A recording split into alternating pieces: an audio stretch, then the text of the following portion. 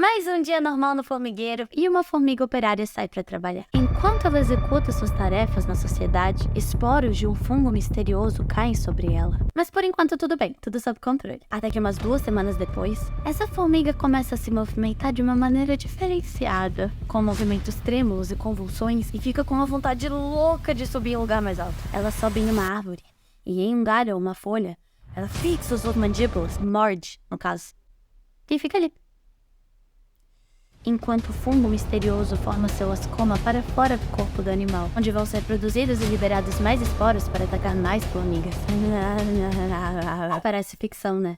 Mas não é. Isso acontece há milhões de anos entre essas formigas e o tal fungo misterioso. E quem seria esse fungo? O grupo de fungos entomopatogênicos, ou seja, patogênicos para insetos e, pelo que eu vi, também para alguns outros artrópodes, como a aranha. A aranha não é inseto. A aranha é aracnídeo.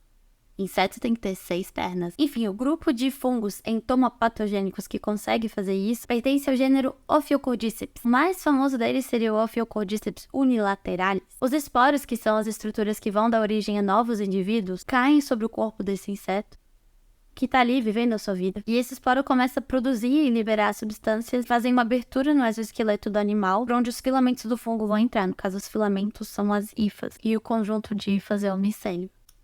Outra coisa incrível que ele consegue fazer é produzir substâncias que funcionam como um filtro solar para se proteger da radiação do sol. Eu vi que os pesquisadores da USP isolaram algumas substâncias produzidas por fungos e algas marinhas que vão poder ser utilizadas como matéria-prima para produzir protetor solar pra gente.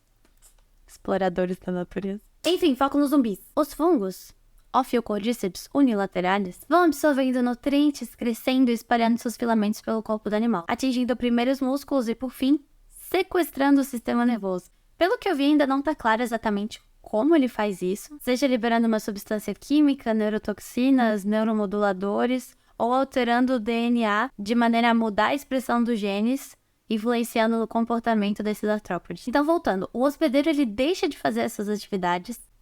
Eu vou espirrar.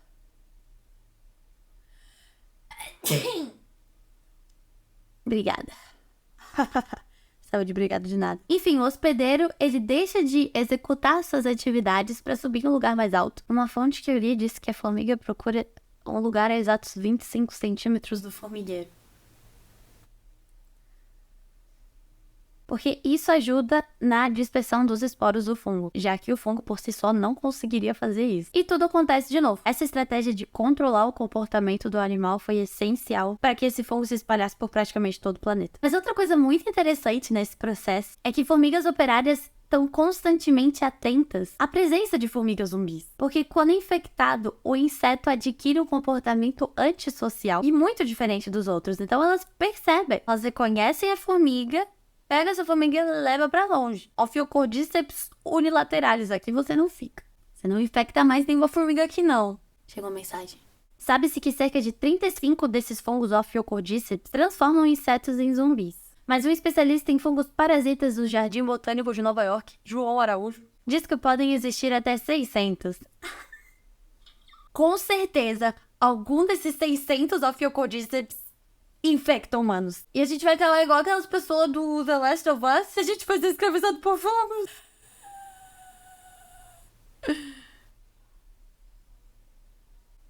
Eu não posso gritar, eu vou atrapalhar minha mãe, ela tá vendo série coreana. Tá, calma.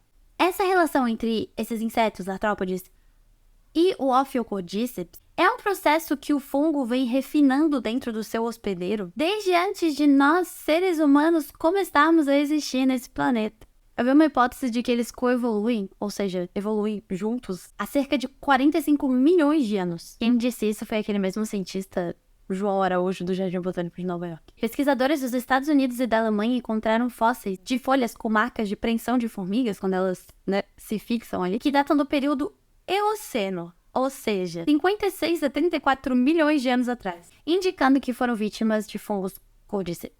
Nesse mesmo estudo, que eu vou deixar aqui na descrição para quem tiver mais curiosidade, os cientistas falam do achado de talos de fungos da espécie Paleophiocordyceps cocophagus, emergindo de insetos conservados em âmbar, datados do Cretáceo, há mais de 105 milhões de anos. Mas, meu Deus, esses fungos estão aqui no planeta há tanto tempo. Com certeza eles já infectaram humanos e os cientistas só não descobriram ainda. Daqui a pouco vão encontrar um Neandertal em âmbar infectado por Ophiocordyceps. Calma. Para que um fungo conseguisse passar para um animal com temperatura alta como a nossa, teria que haver um trabalho evolutivo muito sério. Porque uma coisa que protege a gente contra infecções graves por fungos são nossos corpos quentes. Arientas, baby. Em torno de 36 graus, os corpos humanos são muito quentes para a maioria das espécies de fungos espalharem uma infecção. Eles preferem uma faixa ali de entre 25 e 30 graus. Fora que cada espécie de fungo criador de zumbis evoluiu para infectar um inseto, um artrópode específico. Por exemplo, sendo bem simplista, um Cordyceps que evoluiu para infectar uma formiga brasileira, dificilmente ou jamais vai infectar uma formiga australiana. Sei lá, exemplo bem tosco. Ou seja, não há relatos de infecção por Cordyceps em mamíferos. Você é um mamífero. E a alergia é tão legal. Só que essa proteção que a nossa temperatura nos confere corre risco com o aquecimento do planeta. A diferença entre as temperaturas interna e externa do nosso corpo serviam de barreira para a ação de muitos fungos. Só que com o aumento da temperatura do planeta, essa barreira está ficando mais fraca. E alguns fungos que evoluíram para suportar temperaturas mais altas estão se aproveitando dessa nossa vulnerabilidade. Não é o caso do Cordyceps. Um exemplo é o superfungo Candida auris. Ele não era muito conhecido pela ciência até 2007. Só que daí, lá por 2011, 2012, de repente, ele foi encontrado em 3 continentes. Pizza. Pois falam que não existe aquecimento global.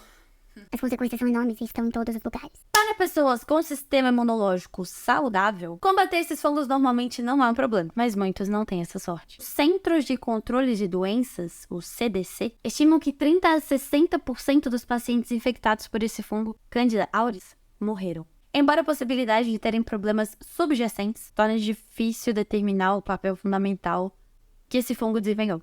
Então quer dizer que a gente pode ter uma pandemia causada por fungos, eventualmente? Infelizmente, não tá fora de questão. De Cordyceps mutante que infecta humanos? Daí não sei. Não vai ter. Não vai ter. É brincadeira, não tem. Não tem. Não vai acontecer. A gente pode morrer infectado por outros fungos, mas virar zumbi ainda não vai. Mas olha que legal. O Cordyceps também é usado na medicina e na culinária tradicional asiática. Ophiocordyceps sinensis, ele parasita larvas de mariposa, larvas subterrâneas de mariposas, e ele é tão procurado em locais como o Nepal, por exemplo, que já houve redução das populações naturais do fungo. Inclusive é classificado como espécie vulnerável pela IUCN. O link também tá aqui na descrição. Eu tô colocando tudo na descrição, se vocês duvidarem de mim é só ir lá. Confiram vocês. Enfim, lá atribui-se ao fungo curas e diarreias, dor de cabeça, tosse, reumatismo, problema no fígado e várias outras. Também é dito que é capaz de melhorar sintomas da asma, tô precisando, diminuir sintomas de mal-estar causados pela quimioterapia, proteger a função dos rins, juntamente com o tratamento para doença renal crônica, e melhorar as funções do fígado no caso de hepatite B, além de fortalecer o sistema imunológico. Viu? O Ophiocordyceps não é de todo inimigo pra gente nem um pouco, porque ele não infecta humanos. Formiga pode estar triste, desesperada. Pesquisadores indianos testaram uma substância encontrada nos Cordyceps, chamada cordycepina. Também vou deixar aqui na descrição o link do artigo para quem quiser ler. E parece que essa substância realmente tem potencial ação nos sistemas hepático, renal, Cardiovascular, respiratório, nervoso, sexual e imunológico. além disso, possui atividades Anticâncer, antioxidante, anti-inflamatório e antimicrobiano. Parece até que eu tô fazendo propaganda. Nossa, se o Ophiocordyceps é tão bom assim pra gente, eu vou começar a catar aí na natureza pra comer todos. Não sejam otários. Medicamento só com prescrição médica. E essa substância encontrada nos Cordyceps, ela pode não ser tóxica. Mas foram relatados casos de comportamentos gastrointestinais adversos, como boca seca, náusea e diarreia. E não se sai comendo fungo por aí. Quer saber se é comestível? Vai lá no mercado e compra o champignon, os cogumelinhos que você tem certeza que são comestíveis. Ou leva lá no Micolab, na UFSC, Tem na laboratório de micologia, tô no projeto de extensão desse laboratório, você pode ir lá perguntar. Eles podem analisar pra você certinho, pra ter certeza que aquilo é comestível mais de uma vez, né? Dá pra ser comestível uma vez só, você come, morre, foi. Então esse foi o episódio sobre Cordyceps. E se você acha que ele é o único responsável por casos de zumbi na natureza, você se equivocou. Não vou me alongar muito mais, mas existem 4 casos de zumbis na natureza que são muito incríveis. E eu falei que ia acabar, mas eu menti, tem mais um pouquinho de vídeo aí. Primeiro aqui na minha lista, plantas zumbis mutantes. Um grupo de bactérias, fitoplasma, secreta proteínas que alteram processos moleculares da planta, mais especificamente fatores de transcrição. Mas é outra história. E fazem com que elas tenham, por exemplo, folhas no lugar de flores. E essas plantas infectadas acabam sendo mais atraentes de alguma forma para os insetos polinizadores, que vão então carregar essa bactéria para outras plantas. E assim vai. Mas essa não é nada perto da larva segurança zumbi. Essa é muito incrível, olha só. A vespa Glyptophanteles põe ovos no corpo das lagartas. Daí, quando os ovos se partem, as larvas da vespa se alimentam dos fluidos dessa outra larva, que vai ser zumbi, antes delas formarem o casulo em um lugar próximo. Só que essa larva que tá sendo comida, ela tá viva. Por que que é uma larva segurança? Larva segurança zumbi? Porque ela vai acabar espantando besouros que poderiam predar essas outras larvas de vespas que estão usando ela, entendeu? Porque elas estão ali no casulo, elas estão desprotegidas, então essa larva zumbi fica ali cuidando. Por livre e espontânea obrigação. Ou seja, a lagarta zumbi oferece uma vantagem de sobrevivência incrível pros parasitas. Aí tem o sapo zumbi. Tem um fungo chamado... não lembro, eu vou ter que ler. Batrachochitrium dendrobatides. Ao contrário do que vocês pensam, biólogos não sabem todos os nomes científicos, isso é humanamente impossível. Enfim, esse fungo infecta sapos, e eles começam a emitir sons mais rápidos e longos, tornando-os então mais atraentes para as fêmeas. Esses anfíbios eles são praticamente transformados em zumbis sexuais, e uma hipótese ainda não comprovada é que as interações consequentes dos cruzamentos aumentem a possibilidade dos fungos se espalharem ainda mais. A gente fica nessa de nossa, a natureza é tão linda, a natureza é tão perfeita. Ela é incrível, mas é meio bizarrinha, né? Tá, por fim. Rato zumbi. Essa é um pouco mais conhecida. O responsável é o tal do Toxoplasma gondii, aquele protozoáriozinho que se reproduz no intestino dos gatos. Meu avô japonês, sim, eu tenho avô japonês. Ele ficou cego de um olho quando era criança, porque ele pegou toxoplasmose. Não que ele tenha virado zumbi, a gente tá falando do rato. Esse protozoário, ele afeta o comportamento do rato. Como? Os ratos infectados, eles desenvolvem lesões cerebrais. E faz com que eles percam o medo de chegar perto de animais que os predam. Tipo gato. Lembro de aprender na faculdade que o que acontece é que eles se sentem atraídos. Realmente, como se os gatos fossem parceiros sexuais deles. Eles querem chegar perto. Esse foi o episódio de hoje. A conclusão é que, embora os Cordyceps possam ser um pesadelo para artrópodes, mas especificamente insetos, né? Eles guardam soluções para muitos problemas da humanidade. Não é que os seres vivos precisem ser úteis para que a gente os preserve, mas o Cordyceps é um que, além de ser útil em questão de saúde humana, ele é um grande mantenedor de equilíbrio ecológico onde ele vive, controlando populações de muitas espécies e evitando que recursos sejam esgotados por ela, reduzindo então a competição e permitindo a sobrevivência de outras espécies. Além disso, ele serviu de inspiração para um jogo e uma série que muitos amam, The Last of Us, para quem não sabe. Ou seja, ele também é uma fonte de entretenimento. Só vantagens, com todo respeito, insetos e outros artrópodes. E era isso então, galera. Acabou. Agora acabou. Beijo.